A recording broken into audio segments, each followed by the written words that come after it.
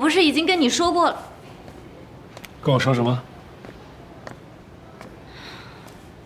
我以为是病人家属。现在跟病人家属处这么好，还有人给你送吃的。做成了？尝尝看。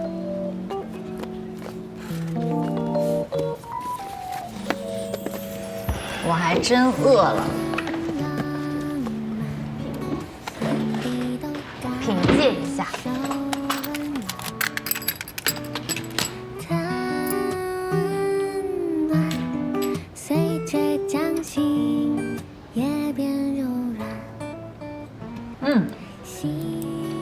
味道不错。这说什么味儿嘛？这味道不错。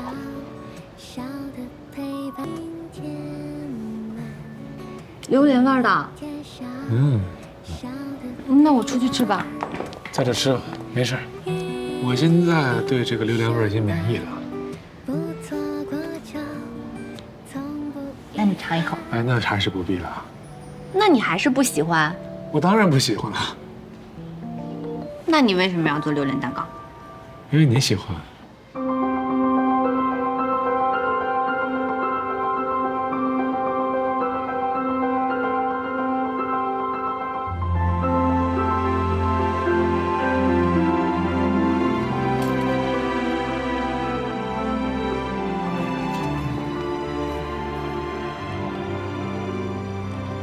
我听张医生说，带到急诊来了。是不是呀？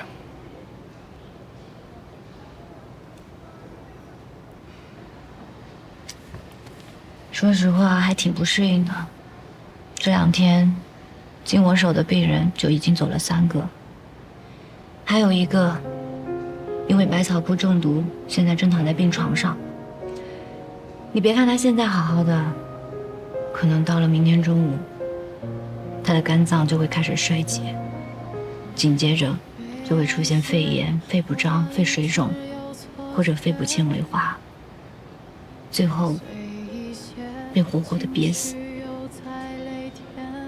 直到死，病人的意识都是清醒的，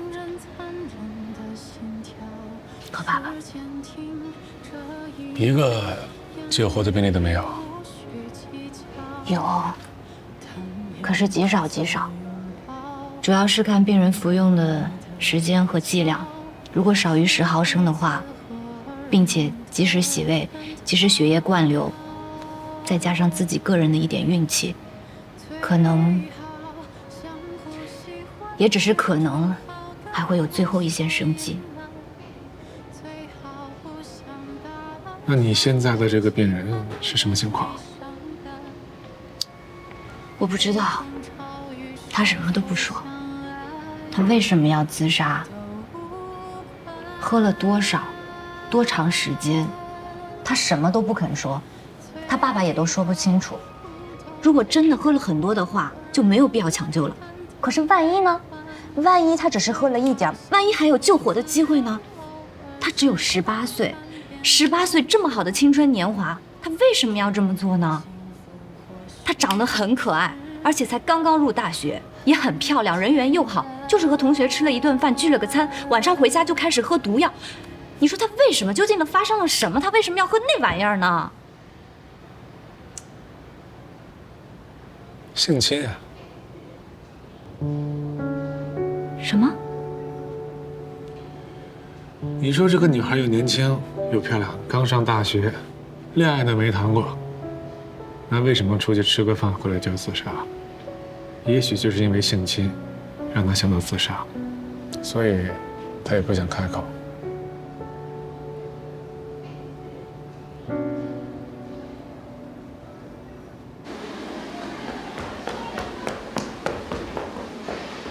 刘然，你得告诉我你到底喝了多少？半瓶盖，还是1瓶盖？你不告诉我，我没办法确定对你的用药量。你听见了吗，刘然？刘然，宋医生，16床不行了，快去看一下吧。你照看一下刘然。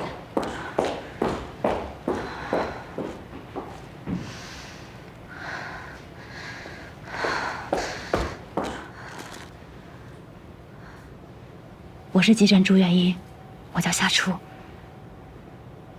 刘然，你听好了，我知道你一定经历了非常绝望的时刻，所以才会做出这样的选择。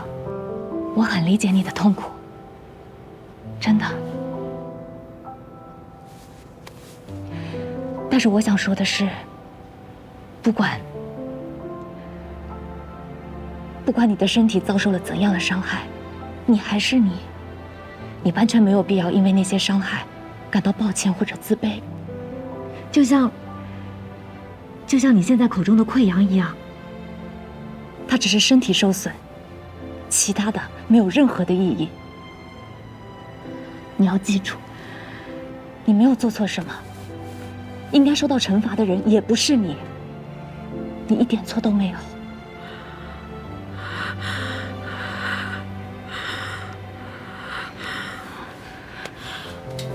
刘然，你听到了吗？你没有做错。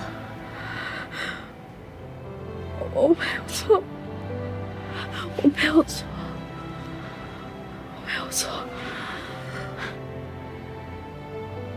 医生，求求你，我求求你救救我，我还想上大学。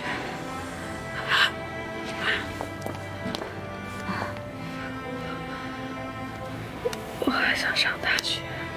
别害怕，没事的。但你要告诉我，你喝了多少？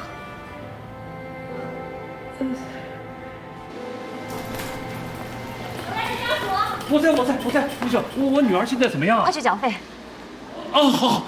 哎，那边。对，那我去了。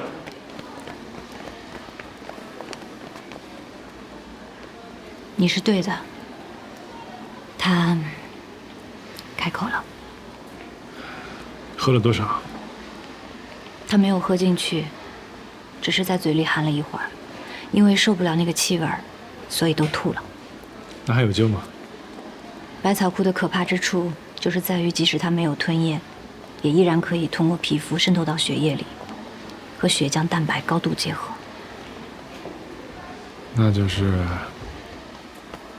医生，我叫好了。好。虽然难度很大，但我们依然制定了完整的救治方案。第一步还是先把药用上，血液灌流继续。之后的1天、3天、7天、14天、21天，是抢救过程中非常重要的时间节点，包括胸部 CT、血尿常规，每个时间点上都要做全套的检查，以便随时监测病人的身体情况。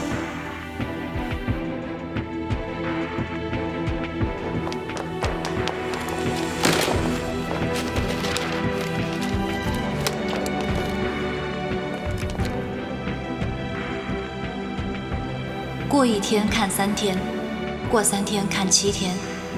一般来说，7到14天是病情恶化阶段。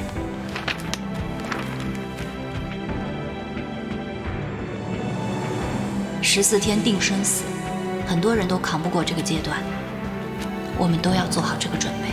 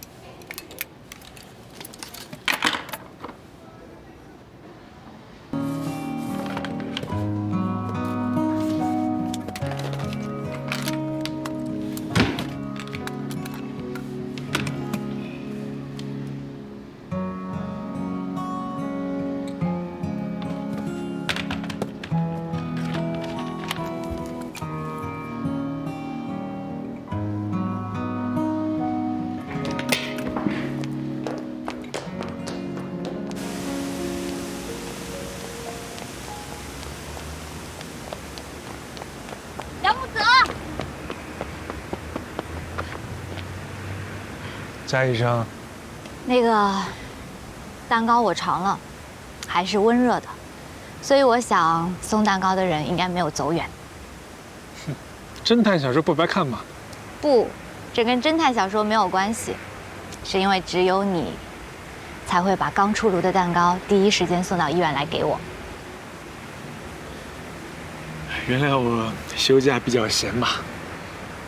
蛋糕很好吃，朗姆酒口味的，昨天是巧克力味的，前一天是黄桃奶油味的，之后的每一口，我都有很用心的在品尝。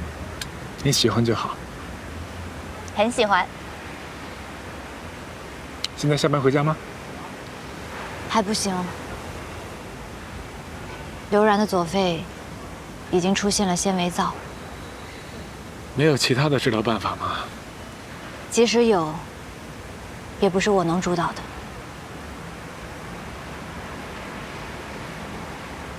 梁木泽，你是不是觉得我特别没有用啊？眼睁睁地看着一条鲜活的生命在我面前窒息而死，我真的觉得自己像一个无能的白痴。你说世界上为什么会有人会发明百草枯这种东西呢？它是没有特效解药的毒药，哎，如果没有它的话，先生，我跟你说啊，你看枪可以杀戮，但是它也能制止杀戮，对吧？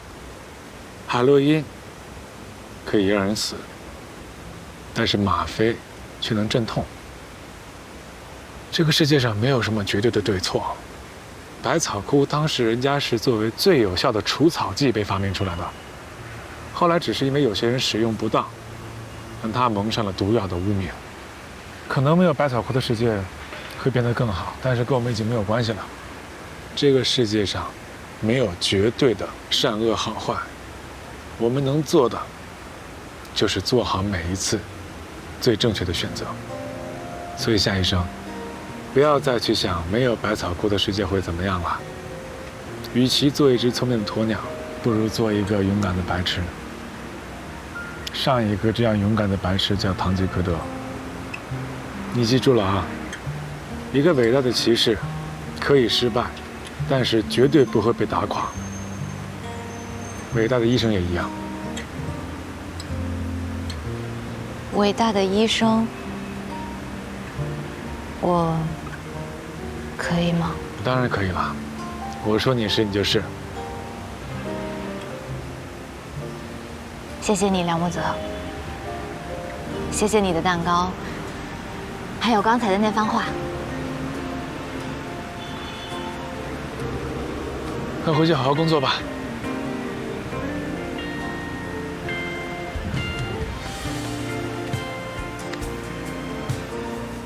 工作再忙啊，也要注意你的军容，知道吗？拜拜。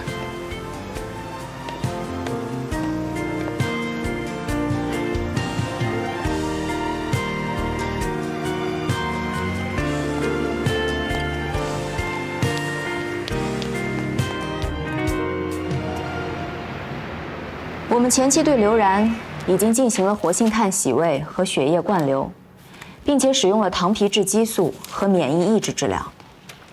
这几天，他的双肺纤维化症状进一步加剧，血氧饱和度维持不佳，所以今天早上已经下过病危通知书了。哎，病人的家境如何呀？他家是近郊农村的，从小父母离异，他就一直跟着打零工的父亲生活。这几天也都是他的父亲在医院照顾他。他父亲的意思是，还不想放弃，希望我们能全力抢救。哎，你们 ECMO 团队有什么建议吗？坦白的说啊，我觉得这样的病人，就算装上了 ECMO， 能挽救回来的可能性很低。那也不是一点可能都没有啊。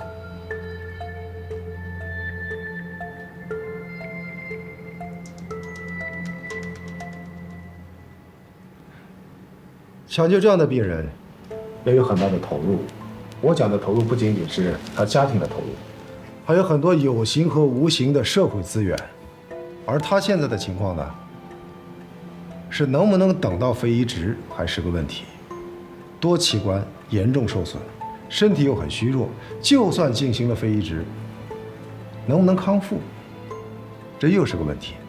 大家知道，现在肺源有多紧张，我们是不是所有的病人都要进行这样的尝试？另外还有一点啊，我们 ECMO 团队现在刚刚组建，应该说病人的生存率是会直接影响到团队未来的声誉的，所以呢，我觉得应该把那些注定无法挽救的病人排除出去，把机会呢留给那些能在 ECMO 项目中直接受益的病人，把他们作为临床的对象，这样对我们团队未来在医院里的发展和推广是有好处的。张老师，我觉得您刚才的理由挺残忍的。是残忍，但是这很现实。可我们是医生，不是上帝。医生的职责是尽力去抢救，既不能保证救活每一位病人，也没有资格判定任何一个病人的死刑吧？这个世界的奇迹原本就不是医生说了算的，为什么不能再给他一次机会呢？我们的拒绝，究竟是为了病人考虑，还是出于对失败的恐惧呢？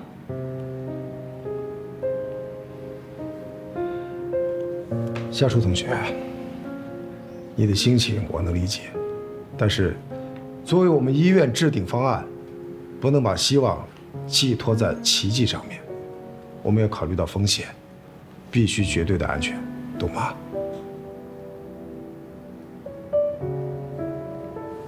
好了，这个话题啊，先放一边吧。下面啊，咱们继续来讨论一下刘然的救治方案啊。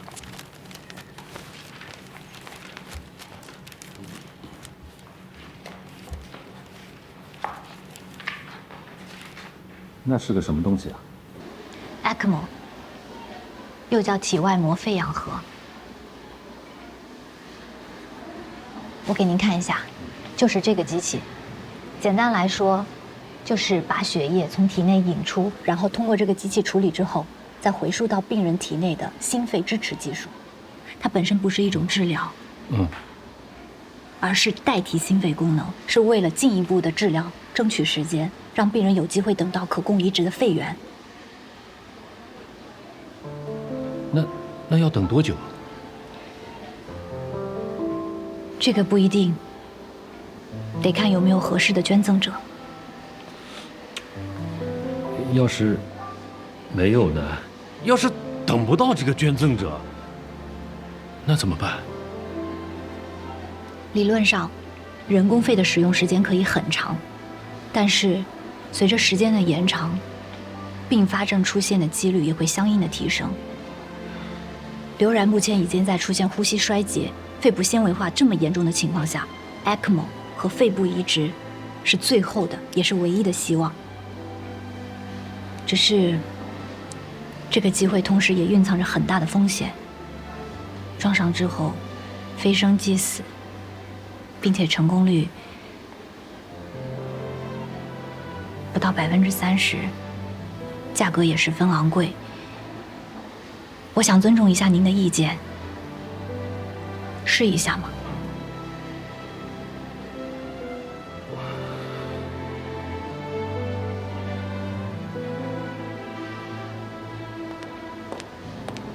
刘然家属，对，刘然的情况我得跟您交代一下。医生，我明白了，请您给我的女儿用你们那个ECMO。对 ，ECMO。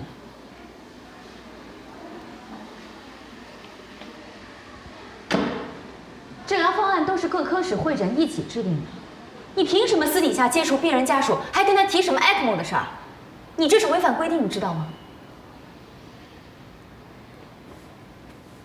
？ECMO 上一次机至少7、8万，后续的还有 ICU 的费用，还有肺移植的费用，这么多钱，你让他上哪凑去？